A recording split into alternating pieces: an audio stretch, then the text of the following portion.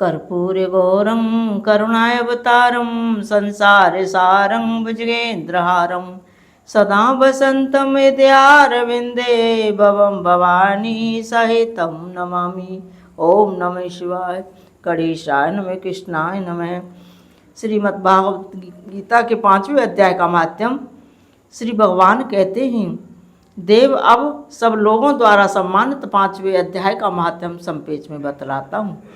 सावधान होकर के सुनो। मध्य देश में प्रकुत्सिपुर नामक एक नगर है। उसमें पिंगुल नामक एक ब्राह्मण रहता था।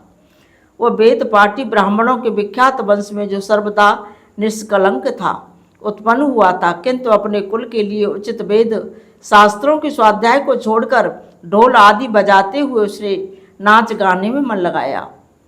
गीत नृत्य और बाजा बजाने की कला में परिश्रम करके पिंगुल ने बड़ी प्रसिद्धि प्राप्त कर ली और उसी से उसका राजभवन में भी प्रवेश हो गया। अब वह राजा के साथ रहने लगा और पराई स्त्रियों को बुला बुलाकर उनका उपभोग करने लगा। स्त्रियों के सिवा और कहीं उसका मन नहीं लगता था।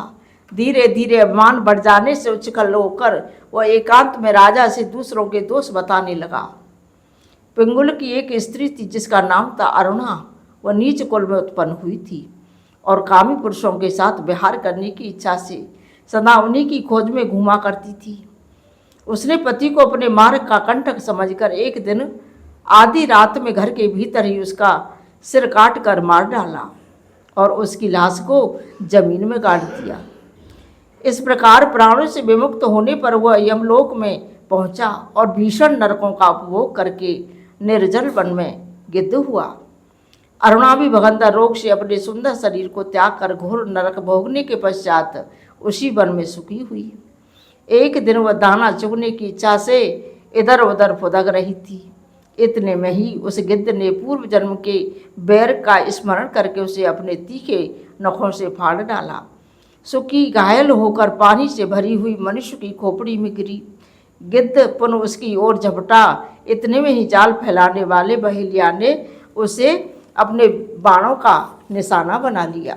उसकी पूर्व जन्म की पत्नी सुखी उस खोपड़ी के जल में डूबकर प्राण त्याग चुकी थी। फिर वह क्रूर पक्षी भी उसी में गिरकर डूब गया। तब यमराज के दूत उन दोनों को यमराज के लोक में ले गए। वहाँ अपने पूर्वकृत पाप कर्म को याद करके दोनों ही भयभीत हो रहे थे। तदनंतर यमराज ने जब उनके घृणित कर्मों पर दृष्टिपात किया तब उन्हें मालूम हुआ कि मृत्यु के समय अक्षमास्त्र खोपड़ी के जल में स्नान करने से इन दोनों का पाप नष्ट हो चुका है। तब उन्होंने उन दोनों को मनोवांछित लोकों में जाने की आज्ञा दी।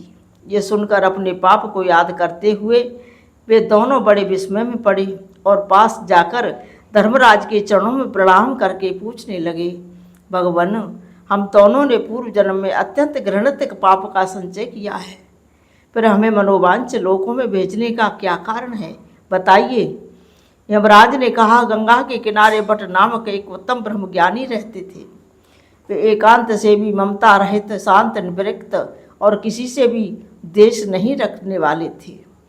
प्रतिदिन गीता के 5वें अध्याय का जप करना उनका सदा का नेम था।